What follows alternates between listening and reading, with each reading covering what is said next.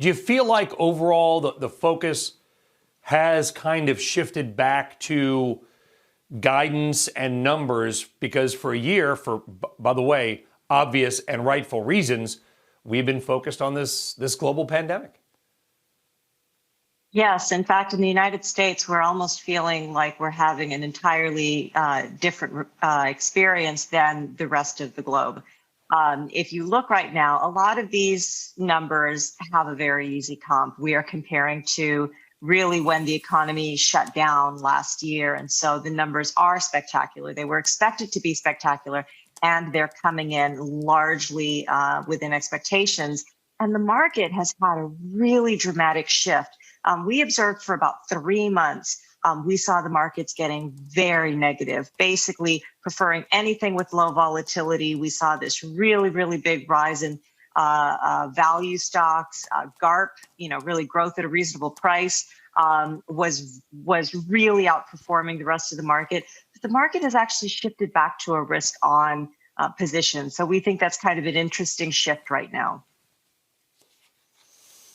Yeah, and is the risk going to be back on where the risk was on prior to the risk being off, which is big technology, the names, the FANG stocks, plus a few others? Or do you think the risk will go to those cyclicals a lot of people have been talking about, the people that make giant tractors and other industrial gear, which are not sexy, but have been getting a little bit of traction lately? Well, I think the catch-up trade is a very real trade. I think that pent-up demand is certainly, we're experiencing it right now. Certainly, I'm in Los Angeles, and we see more people in restaurants than we've seen. People are shopping, and there's just an incredible pent-up demand, and not just in consumer discretionary, but like you said, things like tractors, heavy machinery.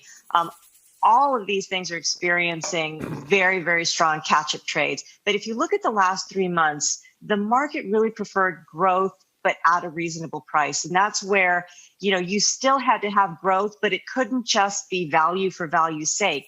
That's one of the reasons that we think that tech actually continues to put one foot in front of the other, and not just small baby steps, but really continuing to grow. And this is a sector that really didn't slow down in the pandemic. And the outlook before the pandemic for many of these segments, you look at Microsoft, for example, Microsoft's cloud business is going to continue to grow regardless of the pandemic. It certainly put a focus on business continuity and remote working and those concepts, but everything that was there that was going to propel it has actually still there. That doesn't go away. So we think that there's still room to run in names like tech, but there's catch up as well. We got the Fed meeting, starts today, goes to tomorrow. It's going to get a lot of attention. I feel like maybe it shouldn't. We hear from Fed speakers, seems like almost every day now, which I find odd, but hey, that's their prerogative. And I feel like the Fed, there's nothing they can do to help the markets. They can only hurt at this point, right? Their policy probably couldn't get any more easier or quantitative or whatever you want to do or whatever you want to say about it. Would you like to see the Fed just kind of for the next few meetings say, nothing's changing, have a nice day? Or is there something the Federal Reserve can still proactively do to help this market, if need be? Which, not like the market needs help. You know what I'm saying? They've kind of been putting their foot on the gas pedal now for a while. Well, one of the things, though, that Fed Chair Jerome Powell has been doing is he's been actively coming out saying that the inflation that we are experiencing, that we're seeing building in the markets, and that we're certainly seeing build up in the TIPS markets, is likely to be transitory and short term, meaning that some of this is just because there were supply chain disruptions. There is an economy, sort of this pre-pandemic, this post-pandemic economy that's really kind of getting going in fits and starts, and it's causing some short-term inflationary reaction. That's really what people need to continue to listen to is, does that rhetoric change?